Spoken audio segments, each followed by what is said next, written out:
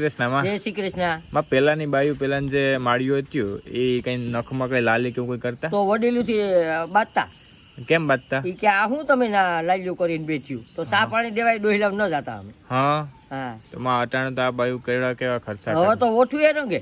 હા તો હા. કઈ એવું કઈ નતું તમારે નહીં નહીં નહીં એવું કામ હોય કોઈ નહીં. સાંભળે નહીં. નહીં નહીં તો અટાણે તો માં કેવડા ખર્ચા કરી નાખે અરે ઈ તો ઈમાં જ જાય કમાણી આખી છોકરા કામે ને ઈ નાખે.